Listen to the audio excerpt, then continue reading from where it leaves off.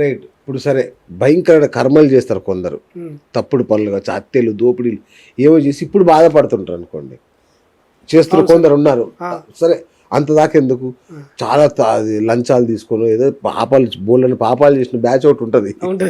వాళ్ళు ఇప్పుడు బాధపడతారు, అయ్యో అనవసరంగా చేశాను, ఇప్పుడు ఎట్లా దీన్ని నుంచి ఎట్లా బయటపడాలి బాధపడే బ్యాచ్ ఉంటుంది కదా. మీకు అర్థమైంది సార్, సూపర్ క్వశ్చన్ ఇది. మీకు ఏంటంటే వాళ్ళు అట్లా కనబడుతున్నారు, కానీ ప్రకృతి అట్లా కాదు.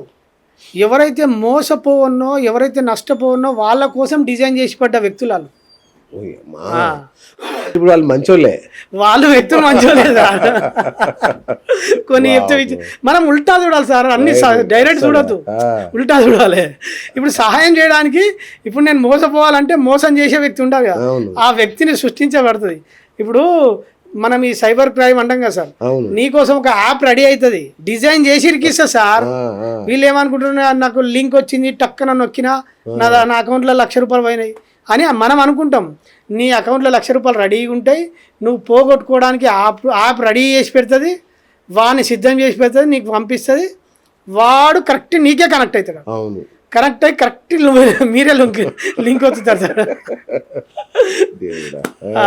సో ఆ వ్యక్తి మీరు ఎంత పోగొట్టుకోనో అంతే మీ దగ్గర ఉంటుంది ఆ టైంలో. ఇది మొత్తం దీని వెనకాల ఇది అర్థమైతే ఇది అర్థం కాలేదు సార్, అర్థం కాలేదు. కానీ నేను పశ్చాత్తాపడుతున్నాను, ఇప్పుడు బాధపడుతున్నా. నేను చేయాల్సిన కర్మలు ఏమైనా ఉన్నాయా? అలాంటి సార్ అన్నింటికి సొల్యూషన్ సత్కర్మనే.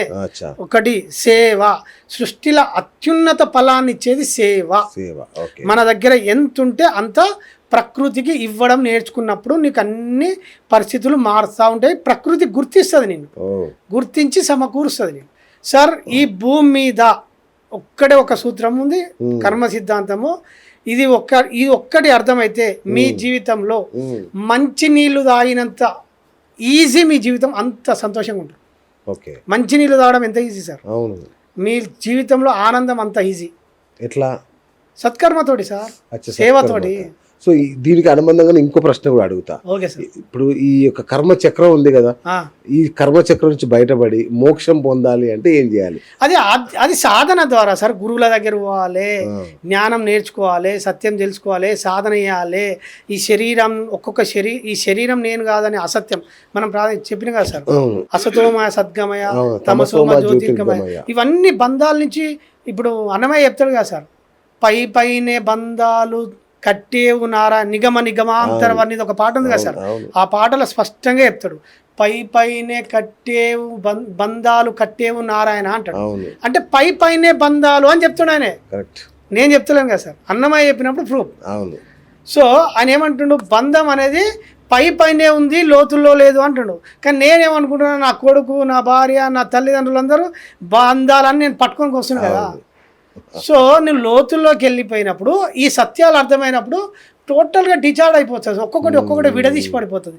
అప్పుడు శరీరం నుంచి డిటాచ్ అయిపోతుంది. అప్పుడు ఈ శక్తి ఆ శక్తిలో కలిసిపోతుంది. అది సాధన ద్వారా వస్తుంది సార్. నేను ఇప్పుడు అది సత్కర్మల ద్వారా సాధ్యం కాదు. ప్యూర్ నిజాయితీ ఉంటే మోక్షం కూడా వస్తుంది. ప్యూర్ నిజాయితీ ఉంటే అంటే మళ్ళీ నిష్కామ కర్మ ఇక్కడ దొరికారు. సో ఇప్పుడు నేనున్నా, నాకు బంధువులు ఉన్నారు, తెలిసిన వాళ్ళు, వాళ్ళు బీదోళ్ళని నేను వాళ్ళకి ప్రేమతోటి నాకు మీరు డబ్బులు ఇచ్చారు సార్, నేను వాళ్ళకి ఇచ్చిన అనుకో, అక్కడ నా ఏమున్నది, నాకు వాళ్ళ మీద ఆపేక్ష ఉన్నది, అంతేనా? అంటే వాళ్ళకి సాయం చేయాలని కోరిక ఉన్నది, అంతేనా లేదా? సో ఇక్కడ నాకు సృష్టికి అతీతంగా అందరినీ గుర్తించి చేసినప్పుడే అది ఆనెస్టీ. నాకు బంధువులు బంధు ప్రీతి ఉండదు కదా, అన్ని వదులుకోవాలి కదా, అన్ని వదులుకొని నువ్వు చేసినప్పుడు అంత ఆనెస్టీగా అంత నిజాయితీగా ఉంటే నీకు మోక్షం వస్తుంది సార్.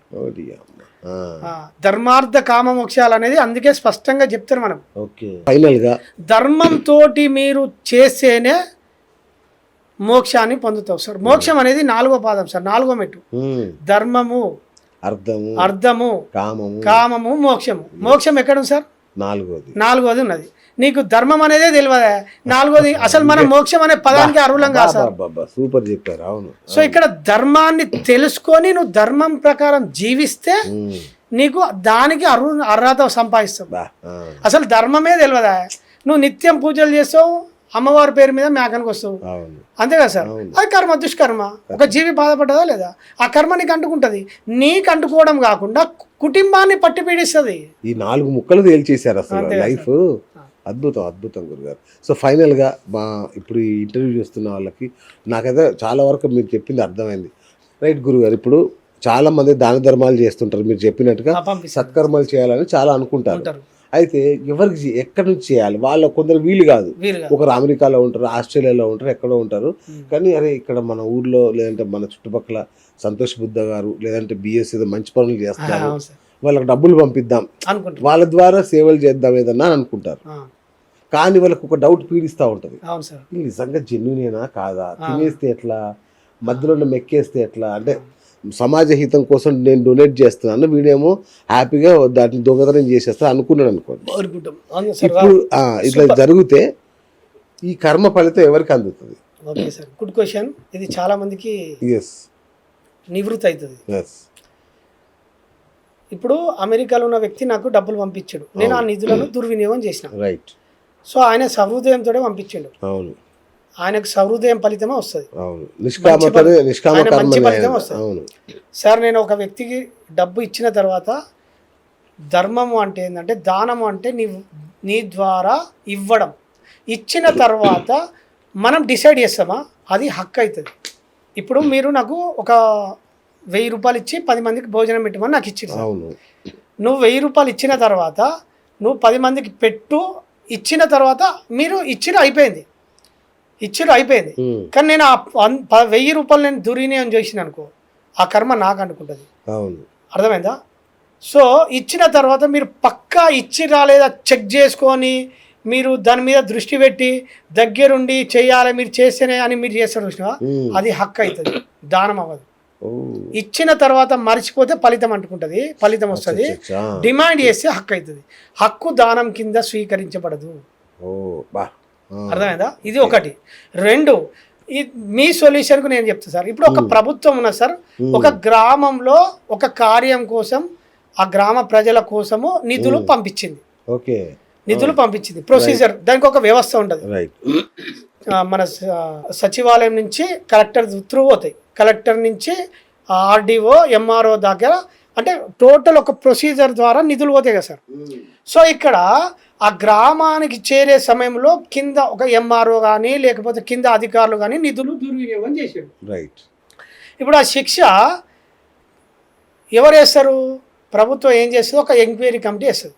వేసిన తర్వాత కలెక్టర్ కూడా పంపించాడు. ఇప్పుడు కలెక్టర్కి శిక్ష పడుతుందా, లేకపోతే కింద ఎవరైతే ఆ ఎంక్వైరీ కమిటీ ప్రభుత్వం వేసింది అందులో నిధులు ఎవరైతే దుర్వినియోగం చేసిర్రో ఆ అధికారి మీద ఛార్జ్ షీట్ వేస్తారు, ప్రభుత్వానికి వేస్తారు. ఇప్పుడు శిక్ష ఎవరు పడుతుంది సార్? కలెక్టర్కి అయితే పడదు కదా, ఆర్టీఓకి అయితే పడదు కదా, సో ప్రభుత్వానికి ఏం పడదు కదా. సో ఎవరైతే నిధులు దుర్వినియోగం చేసిండో వానికే ఆ శిక్ష ఫలితం వస్తుంది. సో క్లారిటీగా మీరు సహృదయంతో పంపించినప్పుడు ఎవరైతే దుష్కర్మలో అంటే ఆ దాన్ని దుర్వినియోగం చేసిండో వారికి ఆ ఫలితం అంట. సో ఫస్ట్ అయితే మీరు పంపియండి, పంపిస్తే మీ కర్మ మీకు ఫలితం వచ్చేసి భావం సార్, యద్భావం తద్భావం మీ ఉద్దేశం, ఫలితం వచ్చేసి 100%. ఇక దాని గురించి ఆలోచించొద్దు ఇక. అంతే, మీ భావమే మీ ఇంటెన్షనే ముఖ్యం. ధర్మం ఎట్లా క్యాలిక్యులేషన్ చేస్తా అంటే మీ ఉద్దేశాన్ని ప్రమాణంగా తీసుకుంటుంది. ఇప్పుడు పూజలు ఎందుకు చేస్తాం సార్? ఇప్పుడు మనం ఏదైనా చేస్తాం కదా, ఏదైనా దాన ధర్మాలు. ఇప్పుడు నాకు ఈ లైఫ్ బాగుండాలని ఉద్దేశం పెట్టుకుంటాం. ఇప్పుడు ప్రారంధ కర్మ బలంగా ఉన్నది, కానీ ఇప్పుడు నేను ఉద్దేశంతో నా లైఫ్ బాగుండాలనే కదా నేను ఇప్పుడు సేవ చేసేది. ఇప్పుడు నా లైఫ్ ఎందుకు మారింది? నా ఉద్దేశాన్ని ప్రమాణంగా తీసుకొని ధర్మం నాకు అవకాశం ఇచ్చింది. నా ఉద్దేశం లేకపోతే నేను 20 ఏళ్ళు ఉద్యోగం చేద్దాం. అంతేగా. సో ఇక్కడ క్యాలిక్యులేషన్ ధర్మం ఏం తీసుకుందంటే నా ఇంటెన్షన్ తీసుకున్నది, నా ఉద్దేశాన్ని తీసుకున్నది. ఇప్పుడు నేను అదే చెప్పిన సార్, ఇప్పుడు నేను నా గ్రూప్లో 10 మంది ఉన్న వాళ్ళ మీద దృష్టి పెట్టిన, ఇక్కడ నా ఉద్దేశం 100% వాళ్ళ మీద పెట్టిన, ఫోకస్ పెట్టిన, 100% ఏదో ఒక రోజు ఫలితాలు, సూపర్ ఫలితాలు పొందుతారు. నేను 100. అందుకే సార్ లాస్ట్ ఇయర్ నేను స్కూల్ స్టార్ట్ అయినప్పుడు ఒక 150 మంది పిల్లలకు బుక్స్, స్కూల్ బ్యాగ్స్, వాళ్ళ షూస్ అవన్నీ ఇచ్చినాం. సో ఈ టర్మ్లో ఒక 500 మందికైనా చేయాలనుకుంటున్నాను. అంటే పిల్లలకు చాలా మంది ఉన్నారు సార్, ఇంకా సింగిల్ పేరెంట్ ఉన్న వాళ్ళు, తల్లిదండ్రులు లేని వాళ్ళు, ఇవన్నీ గుర్తించే చేయగలుగుతా. ఇప్పుడు ఫర్ ఎగ్జాంపుల్ సార్ ఎన్నో ఆశ్రమాలు ఉన్నాయి, వాళ్ళకి ఇంకా కొందరు నడిపించినా కూడా సమకూర్చేటోళ్ళు లేరు సార్. అవును. ఇక్కడ నేను ఏం చేస్తా అంటే నేను పోయి పరిశీలిస్తా ఫస్ట్. సో అందరు ఏం చేస్తారంటే ఫర్ ఎగ్జాంపుల్ పిల్లలు ఉన్నారు సార్, కొంతమంది మేము ఫీజు కడతాము అంటారు. అవును. సో ఫీజు కట్టేటోళ్ళు మెజారిటీ ఉంటారు, చదివిస్తాం, ఎందుకంటే వాళ్ళకి ఏదో ఉద్దేశంతో చదివిస్తారు. అవును. కానీ నేను అట్లా కాదు, వాళ్ళకి ఫీజు కట్టేటోళ్ళు ఉన్నారు, అవన్నీ సమకూర్చేటోళ్ళు ఉన్నప్పుడు వాళ్ళ దగ్గర పోయినప్పుడు నిరంతరంగా నిత్య అవసరాలు కూడా ముఖ్యం. వాళ్ళకి పేస్ట్ అవసరము, బ్రష్ అవసరము, అవును. షాంపూ, సబ్బులు అవసరం. అవును. నేను వాళ్ళ దగ్గర పోయినప్పుడు ఫస్ట్ ఒక నెలకు కావాల్సిన మొత్తం సామాగ్రి అంతా తీసుకుపోయి సమకూరుస్తాను. ఆ. సో ప్రతిదీ ఇవ్వడమే, ప్రతిదీ మనం ఇవ్వడం గుర్తించగలగాలి. ఓకే. ఇప్పుడు ఫర్ ఎగ్జాంపుల్ ఇప్పుడు ఫర్ ఎగ్జాంపుల్ మనకు హైదరాబాద్ ఉన్నది సార్, అవును. దమ్మాయి కూడా జవహర్ నగర్ ఉంది. నా స్టిల్ ఇప్పటికీ పేపర్లు ఎత్తుకొని బతికేటోళ్ళు ఉన్నారు అక్కడ, కొన్ని వందల మంది పిల్లలు ఉంటారు సార్. ఆ. అంటే వాళ్ళకు చదువుకోవడానికి గవర్నమెంట్ స్కూల్ దూరం ఉంటాయి, పోయే అవకాశం లేదు సార్. నేను నా సర్చ్లో బొచ్చేడు మంది ఉన్నారు సార్. నేను ఇంకా ఇవన్నీ చూస్తేనే కదా నేను చెప్పగలిగింది. Correct. నేను మొత్తం అన్ని చూస్తాను, నేను చూసి తిరిగి ఎక్కడ గుర్తిస్తూ ఉంటాను. నేను ఎక్కడికైనా బయటికి వెళ్ళినప్పుడు ప్రతిదీ నా ఎరుకతోటి గుర్తించి ఎక్కడ ఏది అవసరం ఉందని గుర్తించి నేను కర్మలు చేస్తాను. Super super sir. సో ఫైనల్గా మనం ఎవరిని కూడా శత్రువులాగా చూడొద్దు, ఎవరిని మిత్రులుగా కాదు, మన కర్మ ఫలితాన్ని మనకి ఇవ్వడానికి ఇదంతా ఒక జగన్నాటకం. జగన్నాటకం. సూపర్.